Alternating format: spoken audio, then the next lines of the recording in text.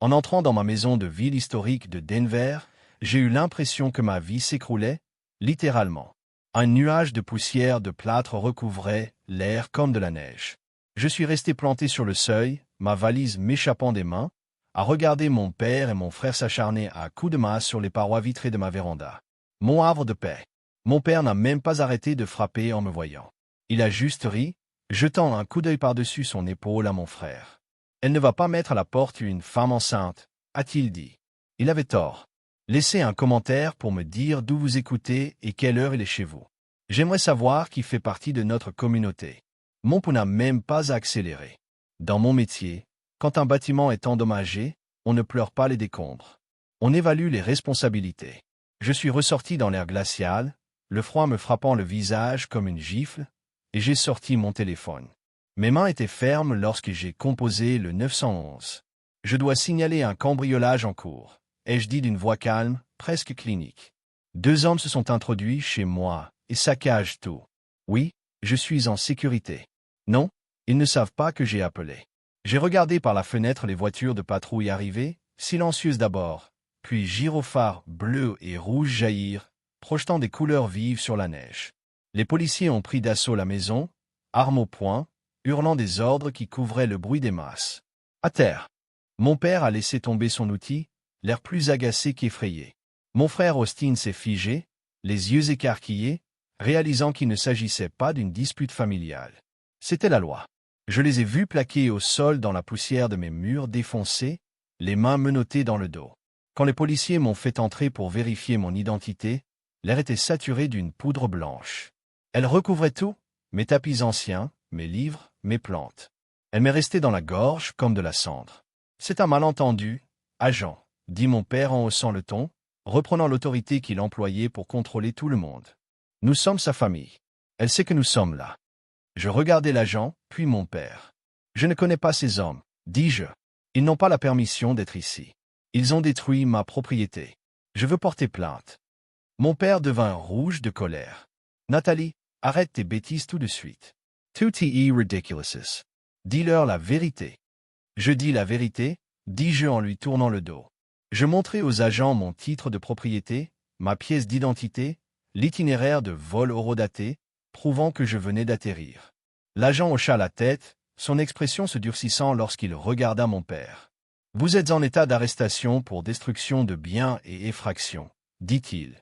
Tandis qu'il les emmenait de force, la voiture de ma mère s'arrêta en trombe dans l'allée. Elle monta les marches en courant, en criant mon nom. « Comment avez-vous pu? C'est votre famille. » Je la regardai, puis les ruines de ma véranda. Ce n'était pas un simple dégât matériel. C'était une guerre biologique. Ma maison était mon refuge, ma seule protection contre le monde. Ils n'avaient pas seulement percé un mur. Ils avaient violé mon sanctuaire, prouvant une fois pour toutes que pour eux, je n'avais aucune limite. Ils étaient tenus au respect. J.E. Regardai l'agent. Elle aussi, dis-je.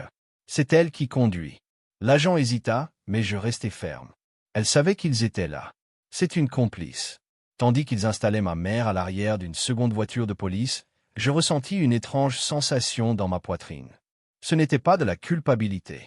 C'était la sensation d'un poids énorme et suffocant qui se levait enfin. Je me tenais au milieu des décombres de ma maison, le vent froid de l'hiver soufflant par le trou dans le mur, et pour la première fois depuis des années, je me sentis totalement, terriblement libre. La maison était silencieuse maintenant, mais ce n'était pas la paix. C'était le silence d'un tombeau. J'ai marché à travers les décombres, mes bottes crissant sur les morceaux de verre et de plâtre. Le vent froid de Denver sifflait par le trou béant laissé par ma véranda, emportant avec lui une odeur de neige et de ruines.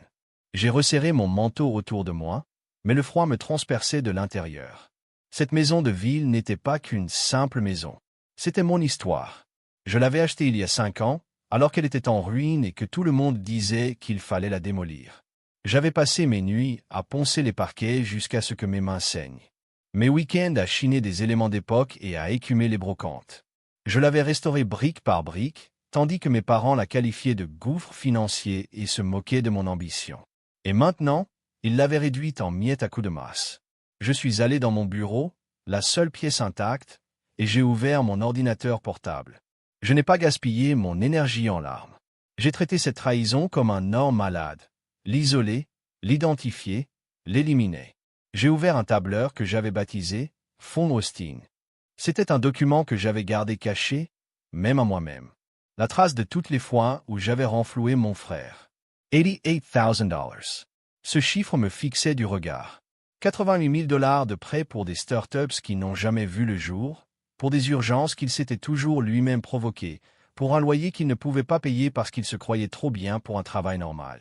J'ai parcouru les dates et les montants, une nausée me prenant à la gorge, une nausée qui n'avait rien à voir avec la poussière ambiante.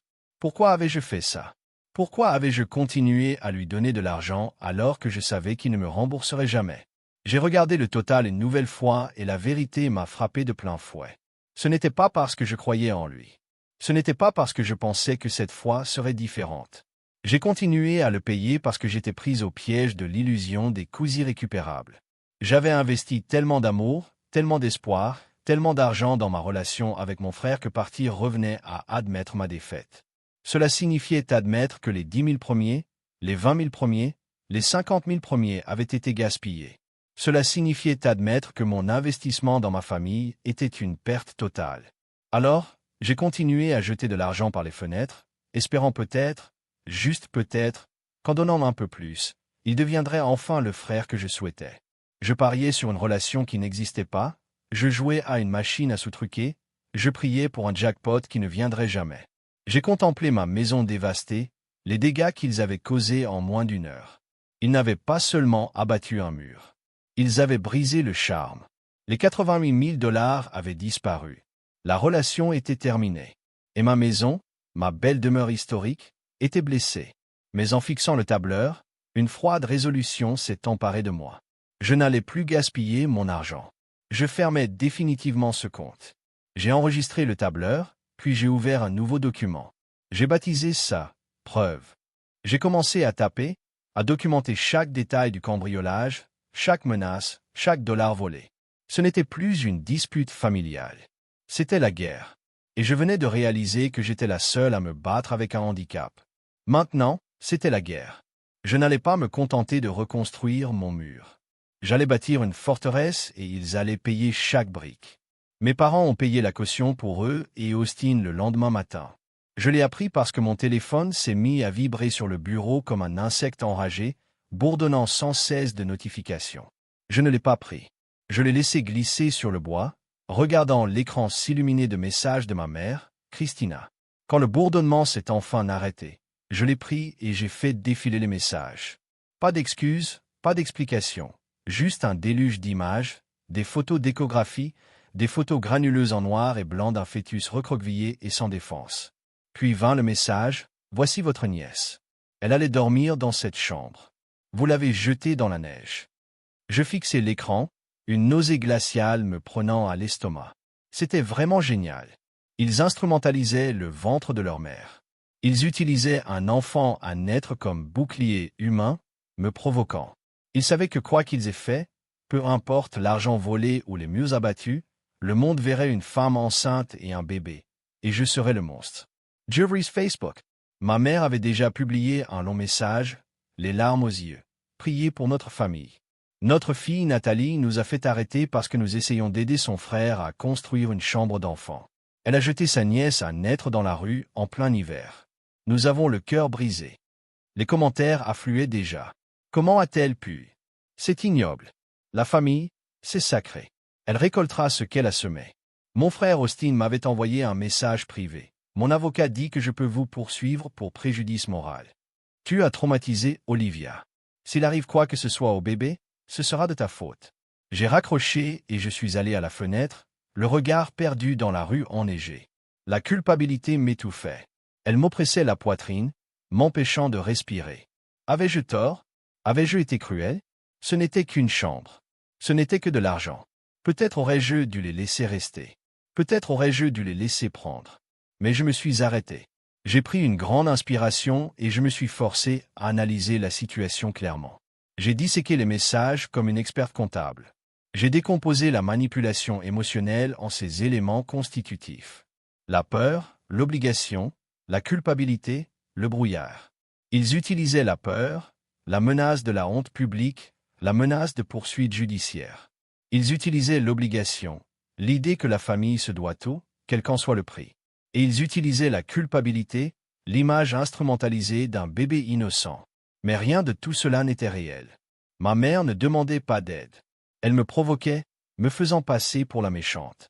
Elle comptait sur ma peur de passer pour un monstre pour me faire céder. Elle pariait que je préférerais être utilisé plutôt que haï. Mais elle se trompait.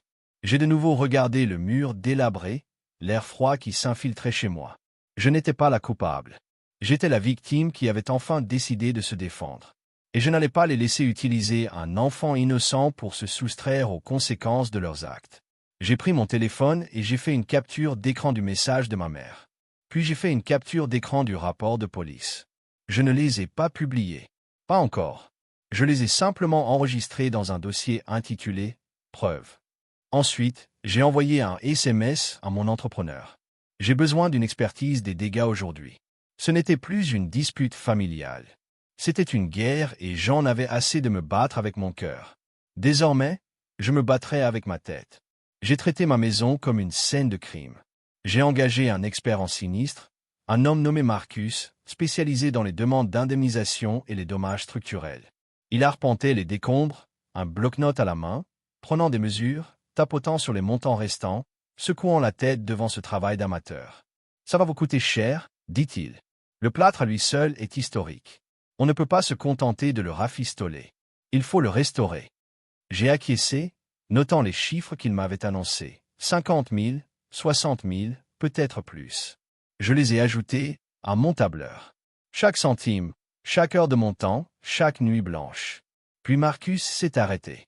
Il examinait une pile de papiers que j'avais récupérés aux archives du comté plus tôt dans la matinée. « Attendez une minute, » dit-il en fronçant les sourcils. « Où est le permis ?»« Je n'ai pas de permis, » dis-je. « Je n'ai pas autorisé ça. »« Non, je parle du permis pour le prêt. » Il a pointé du doigt un document que je n'avais pas encore examiné attentivement. Il est indiqué qu'un prêt de 50 000 $ pour des travaux de rénovation a été contracté sur la propriété le mois dernier.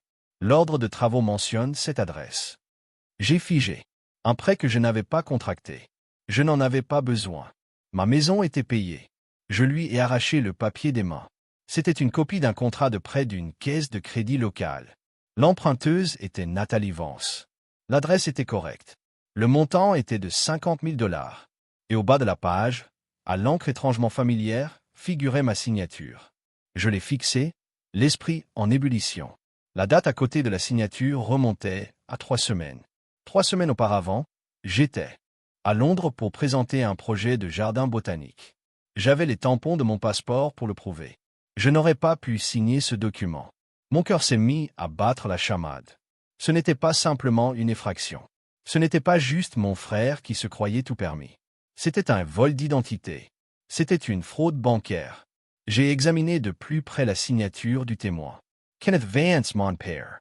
Tout s'est éclairé d'un coup, comme un déclic. Austin n'avait pas simplement décidé de construire une pépinière. Il avait financé le tout en usurpant mon identité, en falsifiant ma signature et en contractant un prêt hypothécaire sur ma propre maison. Et mon père l'avait aidé. Il m'avait volé 50 000 $ avant même de toucher à un marteau. Ils avaient hypothéqué mon avenir pour payer le présent de leur fils chéri. J'ai regardé Marcus. « Il faut que tu notes tout, » ai-je dit, la voix tremblante d'une rage glaciale. Chaque clou, chaque égratignure, chaque mensonge. J'ai pris le contrat de prêt et l'ai ajouté à mon dossier de preuve. C'était le coup de grâce. Le différend familial était clos. L'enquête criminelle ne faisait que commencer. 2 jours plus tard, mon père a appelé. Il n'a pas crié. Sa voix était posée, presque calme. Il a dit qu'il voulait se rencontrer pour arranger les choses. Il a expliqué qu'Austin avait laissé des outils coûteux dans la véranda et qu'il voulait simplement les récupérer. Il a ajouté qu'ils étaient prêts à payer les réparations si je retirais ma plainte. J'ai accepté. Je lui ai donné rendez-vous dans un lieu neutre pour signer un accord. Je lui ai donné l'adresse d'un immeuble en centre-ville. À leur arrivée, mon père, ma mère et Austin entrèrent d'un pas assuré. Austin souriait même d'un air suffisant, sans doute persuadé d'avoir encore gagné. Il avait amené Olivia avec lui, probablement pour susciter la pitié. Elle paraissait épuisée, la main posée sur son ventre, comme pour se protéger. Ils entrèrent dans la salle de conférence que je leur avais indiquée. Mon père s'assit en bout de table, prêt à dicter les conditions. Il commença donc. Nous sommes ravis que vous ayez retrouvé la raison. Je ne m'assis pas. J.E. resdied about pres de la porte et les observai installer. Puis je fis glisser une feuille de papier sur la table en bois poli. Qu'est-ce que c'est? Demanda mon père en la ramassant. C'est le contrat de prêt, dis-je. Celui qu'Austin a contracté à mon nom. Celui dont vous avez été témoin. Mon père se figea. Austin cessa de sourire. Vous avez falsifié ma signature, dis-je d'une voix faible, mais résonnant dans la pièce. Tu as usurpé mon identité. Tu as commis une fraude bancaire. Ce n'est pas un malentendu familial. C'est un crime fédéral. Ma mère se leva. Natalie, SILTE plate. On peut arranger ça. On peut rembourser. Non, tu ne peux pas, dis-je, car j'ai déjà remis ce document aux inspecteurs qui attendent dans la pièce d'à côté. À ce moment-là, la porte derrière moi s'ouvrit. 2 inspecteurs entrèrent, leurs insignes brillants sous les néons. Austin, pris de panique, laissa enfin place à son arrogance. « Papa, fais quelque chose. » Mais mon père était impuissant. Il fixait les menottes que l'inspecteur sortait de sa ceinture. « Kenneth Vance, Austin Vance, vous êtes en état d'arrestation pour usurpation d'identité, fraude bancaire et complot. » annonça l'inspecteur tandis qu'on leur passait les menottes. La pièce résonna de leurs protestations. Ils suppliaient. Austin pleurait à chaudes larmes, des sanglots bruyants et déchirants à propos de son bébé, parce qu'il ne pouvait pas aller en prison. Ma mère me hurlait dessus, me traitant de traîtresse. J'ai regardé Olivia. Elle était là, dans un coin, figée, le visage blême. Elle regardait Austin puis moi, les yeux écarquillés de terreur. Je me suis approché d'elle. J'ai fouillé dans mon sac et j'en ai sorti un dépliant que j'avais pris plus tôt. C'était pour un refuge pour femmes spécialisées dans l'aide aux victimes de violences financières. Ils t'ont menti? À toi aussi, ai-je dit doucement en le lui glissant dans la main. Il n'a pas d'argent. Il me l'a volé. Si tu restes avec eux, ils t'entraîneront dans leur chute, toi aussi. Fuis. Elle a regardé le dépliant, puis Austin qu'on emmenait de force vers la sortie. Elle n'a pas dit un mot. Elle a juste hoché la tête, les larmes coulant sur ses joues, et elle est sortie de la pièce, s'éloignant d'eux.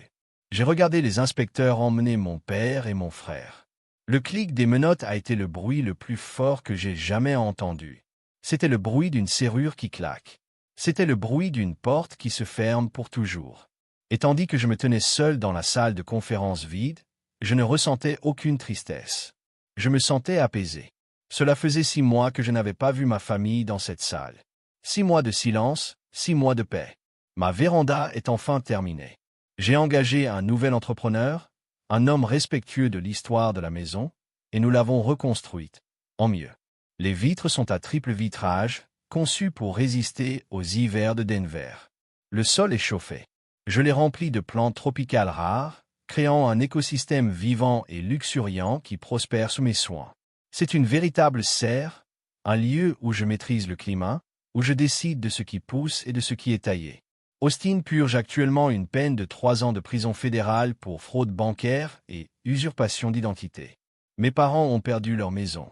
Ils ont dû la vendre pour payer les frais de défense d'Austin et les dommages et intérêts ordonnés par le tribunal. J'ai appris par une connaissance commune qu'il loue un petit appartement en périphérie de la ville. Je ne connais pas l'adresse et je préfère ne pas la connaître. J'ai supprimé le groupe de contact, famille, de mon téléphone le lendemain de l'arrestation. Un geste simple, un simple clic, mais c'était comme me libérer d'un poids. Je ne les ai pas bloqués. Je les ai juste effacés. Ils ne font plus partie de mon univers numérique, tout comme ils ne font plus partie de ma vie. Parfois, tard le soir, je pense à Olivia. J'ai entendu dire qu'elle était retournée vivre chez ses parents dans l'Ohio. J'espère qu'elle va bien. J'espère qu'elle comprend que partir était la chose la plus courageuse qu'elle pouvait faire pour son enfant. Je l'ai sauvée d'une vie d'exploitation, même si elle me déteste pour la façon dont je l'ai fait. C'est un fardeau que je suis prêt à porter. Assise dans ma véranda, je bois du thé et regarde la neige tomber dehors. Les flocons blancs se déposent sur le toit vitré, m'isolant du froid. Pendant des années, j'ai cru que la famille était innée, une dette à rembourser toute une vie. Je pensais que l'amour était une transaction et la loyauté une obligation. Mais en contemplant la vie que j'ai reconstruite, les plantes florissantes, les murs restaurés, la sérénité retrouvée, je comprends une vérité essentielle. La famille n'est pas une question de biologie.